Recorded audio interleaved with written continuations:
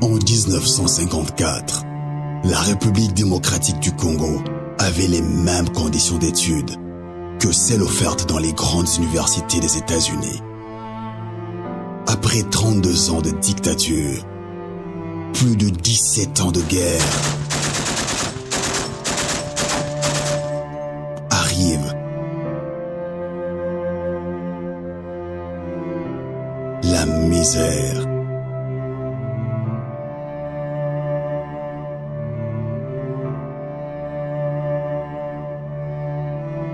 La corruption.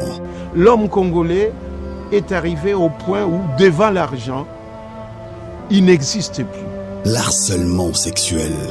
On dit que c'était autre chose, tout ça. Et c'est l'enseignement, bien sûr, mais l'enseignement n'exclut pas les sentiments. Au milieu de ce chaos général, il continue à espérer.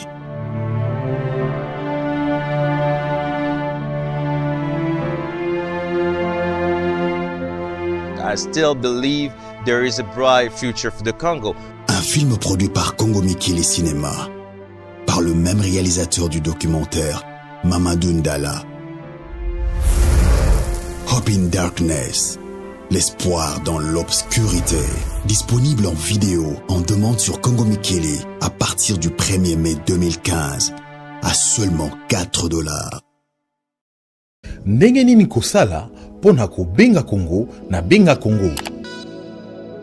L'heure ozana Congo Mikili, cliquez likolo place bakomi, appelez le Congo à moins cher. Sima, créez compte na yo, pe kotisa mot de passe na yo.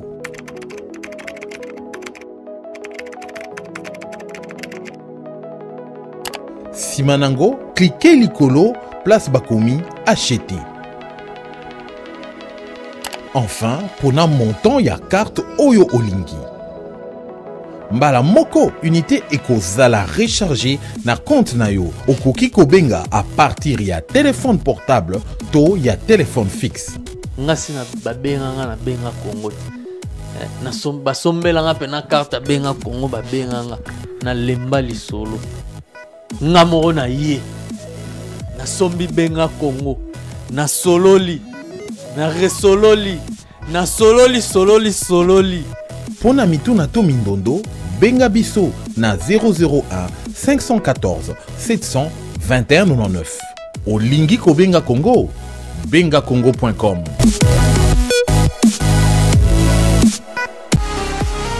Congomikili.com et Memeli Bino, promotion à Sika, live depuis Kinshasa. Ozana Matanga, mariage, to feti na Kinshasa. Olingi Mokili Mobimba et vivre yango na impact à travers Congomikili.com, site à Gaillard. Benga biso sikoyo, toko filme yango ya Mobimba. Puis toko lakisango na Congomikili.com en un temps record s'il vous plaît. Toko kipe kote nelayo DVD yango de manière privée. Pour na ba renseignement, benga biso siko poto développer na 0015 14 700 21 99 et 0033 970 405 604. Promotion live depuis Kinshasa. Makambouya temps oyozana temps. L'analyse du jour. Bonsoir, bienvenue à l'analyse du jour. Avec moi en ligne, j'ai M. Joël Kadé, bonjour. Bonjour, chers confrères. Ok, le premier sujet d'aujourd'hui, c'est le potentiel qui titre le dialogue, l'UDPS adhère, mais 3 points de suspension. Est-ce que Joël Kadé, on peut dire que l'UDPS avait raison de demander ce dialogue, que beaucoup de membres de l'opposition l'ont critiqué dans le temps, et on dirait que tout le monde commence à adhérer. Donc ce soir, on nous annonce qu'il y a une réunion, il y avait eu une réunion avec toute l'opposition, FAC et l'UDPS. On dirait que tout le monde semble adhérer à cette idée du dialogue. Bon, la première chose qu'il faut retenir est que la plupart des personnes semblent amnésiques. Ils oublient très facilement que le dialogue a été un principe établi par la résolution, je crois, 2018, si ma mémoire est bonne, des Nations Unies qui, à l'issue de l'accord d'Addis Abeba, a établi qu'il fallait pour retrouver la quiétude, la paix dans la région des Grands Lacs, que l'on organise un dialogue de manière à trouver solution à la crise issue du papillage des élections du 28 novembre 2011. Comme il y avait deux présidents qui avaient prêté serment, le premier reconnu légalement devant la Cour suprême de justice, qui jouait à l'époque le rôle de la Cour constitutionnelle, et le deuxième dans sa résidence, M. Etienne Tshisekedi, qui était pratiquement de facto. Il avait été demandé pour la paix qu'il y ait un dialogue qui devait être organisé sous les auspices des Nations Unies, sous les auspices de la communauté internationale. Mais vous vous souviendrez que cette idée avait été mal récupérée par les deux présidents des deux chambres du Sénat et de la chambre basse du Parlement pour organiser ce que l'on a appelé les concertations nationales, qui ont été une tricherie. Ce qui a expliqué que les grands ténors de l'opposition n'y avaient pas pris part, lesquelles concertations nationales ont abouti à la mise en place du gouvernement qu'on a appelé des politiques nationales, mais qui n'a été qu'un système de débauchage de quelques personnalités appelées de l'opposition pour les intégrer dans ce gouvernement dit de cohésion nationale. Et que les véritables protagonistes, les véritables interlocuteurs pour retrouver la paix à la crise créée par les élections du 28 novembre 2011 n'ont pas été rencontrés par le pouvoir. Et depuis tout ce temps, l'UDPS, tout comme ceux qui étaient en dehors, cherchaient qu'il y ait l'organisation d'un véritable dialogue. Et cela a été dit depuis tout le temps. Mais malheureusement, comme les gens semblent oublier très vite, quand l'UDPS a demandé le dialogue, parce qu'il n'y a que le dialogue qui peut sauver cette nation. Et nous l'avons toujours dit et répété sur les antennes de congomutili.com qu'il n'y a que le dialogue qui peut sauver ce pays où nous avons connu des morts depuis le 4 janvier 1959. Il y a eu des morts issus de la sécession katangaise. Il y a eu le Tchombe, les Okito, les Mpolo qui sont morts. Il y a eu des guerres de l'Est de 1960. Il y a eu des morts. Il y a 6 millions de Congolais qui ont été tués dans l'Est de la RDC. Et il y a eu des morts lors de l'organisation de ces élections du 28 novembre 2011. Il y a eu des morts des contestations de l'affaire qu'on appelait le Kikubila. Il y a eu des morts le 19 au 21. Et que la seule façon, le seul moyen de sauver la République de ces morts restait le dialogue. Et que ce dialogue ne devrait pas consister à un partage du pouvoir ou à une nouvelle transition, mais c'est pour trouver des voies et moyens pour sortir de la crise issue des élections tant contestées et par la communauté nationale et par la communauté internationale. Mais il avait fallu voir, quand Etienne Tshisekedi a tenu ce discours en Belgique, comment est-ce que les opposants de l'Internet, les opposants de Facebook, des réseaux sociaux, s'en sont pris à sa personne, s'en sont pris à quelques personnalités qui ont levé le ton ici, qui croiraient que c'est donc une face en or que Tshisekedi l'UDPS voudrait faire à la majorité. Donc ce sont des choses très vraisemblables. C'est là que nous disons que les gens semblent avoir une mémoire beaucoup plus courte. Et vous avez dit dans votre question et dans le titre de notre confrère Le Potentiel, vous avez dit que est-ce que tout le monde maintenant donne raison à Tshisekedi. Je crois que cet homme semble avoir été toujours le mieux éclairé de tous et qu'on finit toujours par lui donner raison, malheureusement en retard, à tout ce qui arrive dans ce pays ici. Mais là où ceux qui supputent, ceux qui doutent de cette idée du dialogue, là où ils peuvent avoir raison, c'est dans la où de tout ce temps ici, depuis le 28 novembre 2011, le pouvoir n'a jamais pris la perche lui tendue par l'opposition et qu'à la veille, n'est-ce pas, de la fin du mandat, on puisse se lever pour envoyer quelqu'un sur ce débit, attendre qu'on mette en place les cahiers de charges pour ces élections. Cela, tous les gens craignent que cela peut être une occasion de glissement, de manière à obtenir officiellement, légitimement, un glissement avec une transition où tu pourrais mettre ensemble l'UDPS avec le pouvoir, notamment comme des choses de marbre 1, marbre 2, vous vous rappellerez de la transition Gouze Carliband, d'Irindoa, ainsi de suite, qui ont abouti jusqu'à la 3 ans avec Ngo Adondo comme Premier ministre jusqu'à l'entrée de l'AFDEL en 1997. Donc bref, c'est là où ils peuvent avoir raison, mais je crois que la seule voie qui reste à ce pays pour qu'il n'y ait pas le sang, parce que si nous entrons dans les propos tenus par les uns, comme les enfants par Vita, de Kabila, de Kabila, de Dizenga, et ainsi de suite, que de l'autre côté on vous dise qu'il y aura Burkina Faso. Donc, qu'il s'agit de Burkina Faso, qu'il s'agit des printemps arabes, sont été tous de chaos constructeurs. Aujourd'hui, l'Irak n'existe plus. Aujourd'hui, l'Afghanistan, c'est des noms, on tue chaque jour. Aujourd'hui, la Libye existe avec 2 gouvernements, deux parlements officiels installés, et ce n'est pas bon parce que les Libyens sont tués chaque jour. Aujourd'hui, pratiquement la Somalie n'existe plus et vous sentez les conséquences de la guerre de Somalie atteignent facilement le Kenya où les étudiants ont été tués. Nous n'avons pas besoin que ces choses arrivent parce que notre pays se trouve à l'instant même dans une insécurité totale. Il n'y a pas de guerre au Burundi, mais vous apprenez qu'il y a déjà 7000 Burundais qui sont chez nous.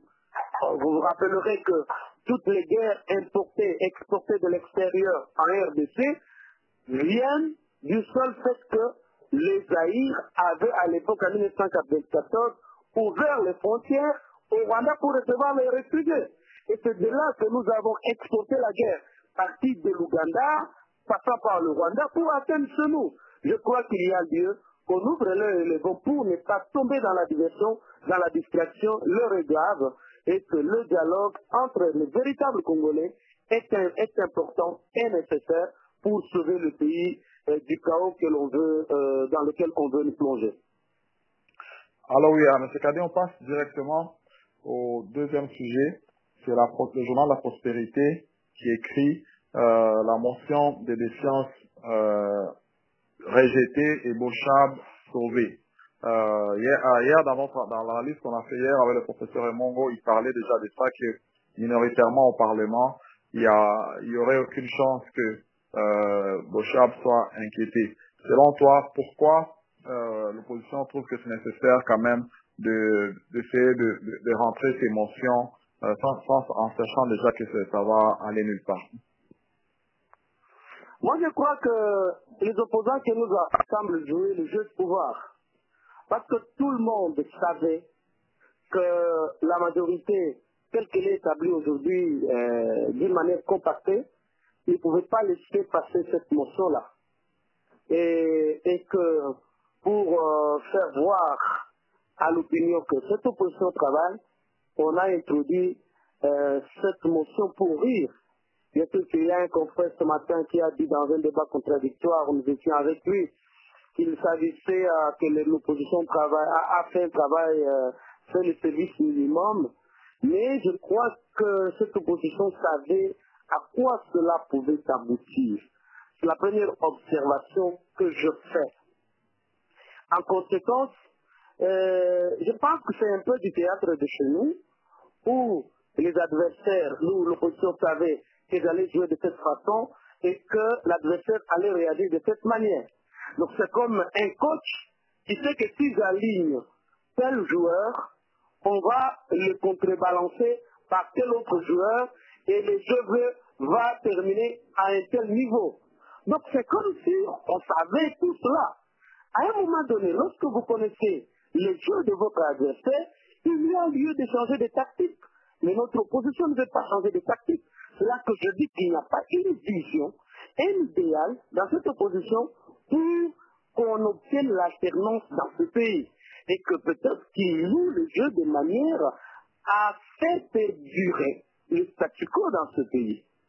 Ce n'est pas la première fois qu'il y a une motion de défiance. Il y a eu une motion de défiance contre Matata lui-même, une motion de censure contre Matata lui-même, le Premier ministre. Il y a eu une motion contre le ministre Musungai et contre l'ancien ministre de l'Industrie, Petites et Moyennes Entreprises, M.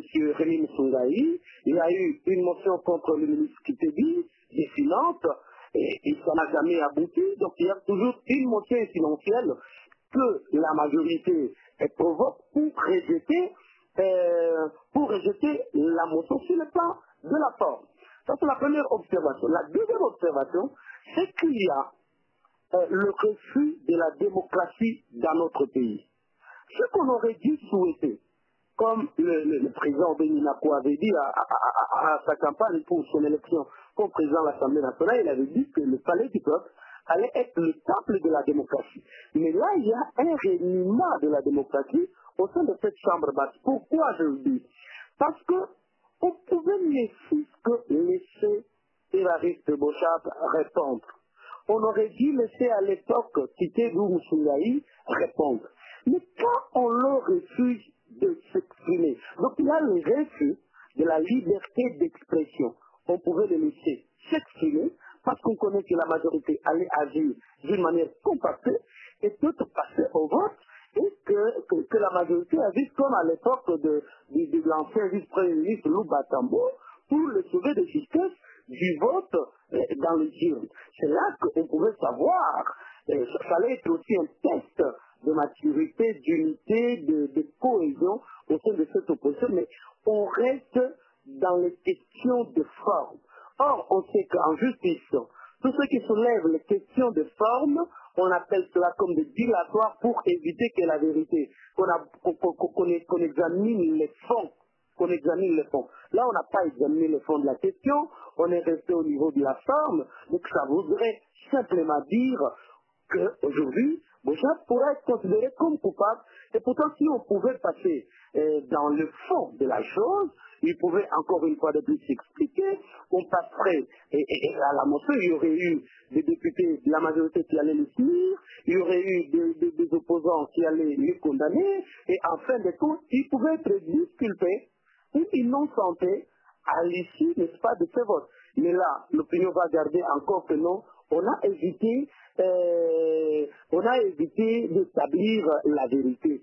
Et puis, ce que je suis encore une fois de plus en train de condamner, de stigmatiser très certains, c'est qu'on veut faire voir que les 421 indigents tels que présentés semblent être seulement des membres de la majorité ou de l'opposition. C'est comme si aujourd'hui, l'affaire de l'enterrement collectif ne concerne que ceux de l'opposition. Et avec la banalisation de la vie humaine, avec la désacralisation des morts, et pourtant, vous savez, dans nos coutumes, que quand on va enterrer un mort, il y a quand même un respect, mais aujourd'hui, à Kinshasa, il faut même voir, lorsqu'on organise des autres siècles, comment est-ce que les gens se comportent dans les cérémonies funéraires. Donc c'est justement pour dire qu'on veut faire croire à tout le monde que non, ceux qui sont morts là sont les membres de l'opposition, il n'y a que l'opposition qui peut prendre leur défense.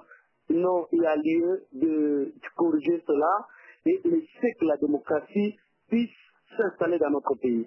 La troisième observation que je fais par rapport à cette question-là, il y a une inclinaison totalitaire.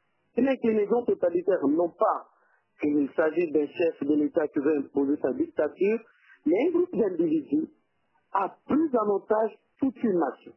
Un groupe d'individus a pris en otage même le chef de l'État, donc on se fait comme bouclier humain pour que leur déboire, pour que ces batailles ne sortent pas de la surface des dessous.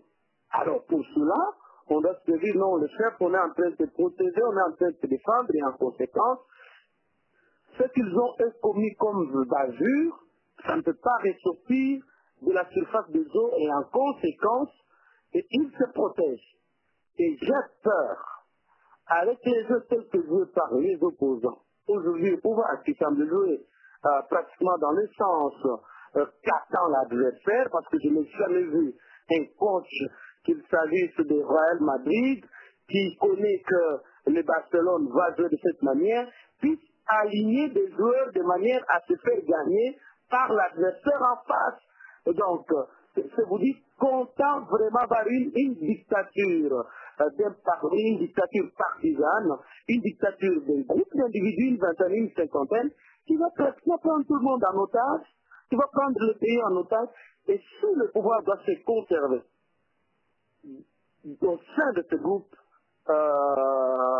d'individus chefs qu'on réunit totalement dans notre pays et qu'on revienne aux habitudes. C'est là que je rejoins un des députés de l'opposition qui a dit qu'il n'y a plus à attendre les solutions des institutions établies, qu'il y a lieu de recourir à d'autres méthodes si l'on tient à instaurer, à pérenniser, à sauvegarder la démocratie active au prix du sang de plusieurs. Voilà très cher confrère ce que je puis dire à ce deuxième sujet de la soirée. Alors oui, alors M. Kadé, pour terminer, lors d'une interview qui est passée à la télé en fin de semaine, la première dame, Madame Olive, a parlé de son programme de soins gratuits à partir de Lubumbashi. Et en plus de ça, elle fait de plus en plus beaucoup de médias. Les gens s'interrogent, est-ce que c'est elle qui serait peut-être la prochaine candidate de la majorité? Que pensez-vous de ça et que pensez-vous de cette campagne des soins gratuits à travers la République démocratique du Congo? Bon, très complet, je ne voudrais pas aborder cette question-là sur son aspect de campagne, son aspect politique. Mais j'aimerais, à partir de cette campagne, faire quelques constats, lire réellement ce que nous pouvons tirer comme leçon. Les leçons qu'on tire, c'est que l'engouement des centaines de personnes qui courent pour se faire dépister démontre suffisamment qu'il y a eu échec en ce qui concerne le chantier santé. Pourquoi?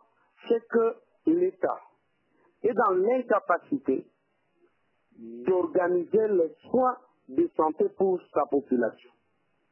Ce qui démontre que tout le monde, tous les indigents, c'est là où je crois qu'il faut rejoindre que tous les Congolais aujourd'hui ont atteint le niveau d'indigence, parce qu'ils courent pour obtenir les soins de santé gratuits.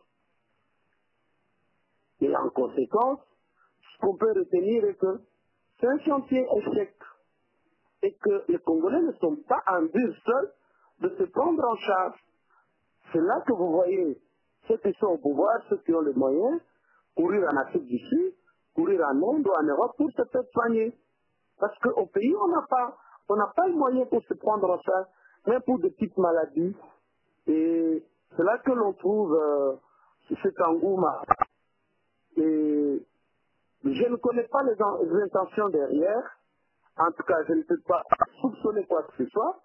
La première dame a toujours été ressentie comme très engagée, très sociale. Et vous la verrez même très à côté des femmes. Vous sentez qu'elle l'était. Cela reflète réellement sa nature de mère, sa nature de femme, sa nature d'une fille congolaise. Alors je n'aimerais pas entrer dans les supputations qu'on peut couvrir ça des aspects que c'est elle qui serait candidate. Non, je n'aimerais pas entrer dans ces aspects-là, parce qu'il faut quand même reconnaître que la première dame congolaise s'est toujours fait remarquer et très sensible au malheur de ses semblables. Je l'ai vu au Sud-Kivu s'asseoir pratiquement par terre, s'identifier à toutes les autres femmes, entrer dans les maternités, transporter le bébé et dans ses bras, contrairement d'une manière générale à certaines autres femmes qui ont été soit directeurs de cabinet du chef, soit ministres, mais qui évitaient d'approcher les femmes indigentes ou minables. Mais quitte à que cela serait pour qu'elle se fasse passer pour une candidate. Je crois qu'elle a répondu à cette question-là qui n'en est pas question. Et je n'aimerais pas m'engager dans le procès d'intention. J'ai juste fait une lecture de cet engouement que cela ne peut que prendre l'échec du chantier santé. Oui, mais monsieur Joël Cadet, comme vous venez de le dire, c'est que ces actions philanthropes que la madame fait, c'est vrai que ça peut être de la philanthropie, mais est-ce que ce n'est pas aussi contre-productif pour le gouvernement, parce qu'il y a des gouvernements qui doivent s'occuper du social, de la santé et tous les secteurs dont elle vient apporter un coup de pouce. Et puis, est-ce que les budgets de ces actions, comme elle a dit dans son interview, venaient du chef de l'État, le chef de l'État sortait de son argent propre, est-ce que ça ne serait pas plus facilement alors de juste d'augmenter le budget pour un ministère et au lieu que la première dame se fasse voir, fasse un peu de la campagne sous-entendue de son mari? Non, c'est exactement ce que j'ai dit pour confirmer que là, il s'agit de la démonstration de l'échec du gouvernement dans ce qui concerne la prise en charge de la population en matière de santé. C'est ce que vous êtes en train de dire en d'autres termes. Et à quel titre elle le fait? C'est la responsabilité de tout un gouvernement d'organiser le soin de santé pour sa population. Elle ne peut pas venir d'un individu qui n'a pas aussi de moyens et qu'on peut prendre en charge la population pour des maladies aussi spécifiques. Et donc, c'est réellement contre-productif. Je crois qu'il y a lieu de prendre vos propres mots. C'est pratiquement contre-productif parce que ça démontre à un niveau donné qu'il y a eu échec cuisant en ce qui concerne la prise en charge des soins médicaux de la population congolaise et qu'il y ait des privés pour s'en occuper, fait que tous les bruits qui sont faits, l'hôpital du Centenaire, l'hôpital de ci, de cela, c'est du bluff qui n'ont pour objectif que des raisons propagandistes, mais qu'elle le fasse par rapport à sa propre sensibilité en tant que femme, en tant que fille congolaise. Je crois qu'elle ne peut pas s'approcher parce que moi, si j'avais les moyens comme elle, je pouvais agir de la même manière. Mais même si moi j'agissais ou vous-même vous agissiez, c'est de montrer que le gouvernement est incapable de prendre en charge sa propre population en matière de santé. Ok, merci Joël Cadet pour cette analyse d'aujourd'hui. On se retrouve prochainement, probablement jeudi. Merci et bonne soirée. Merci, portez-vous bien et excellente soirée à toute la rédaction de Congo-Mikili.com. Ok, merci.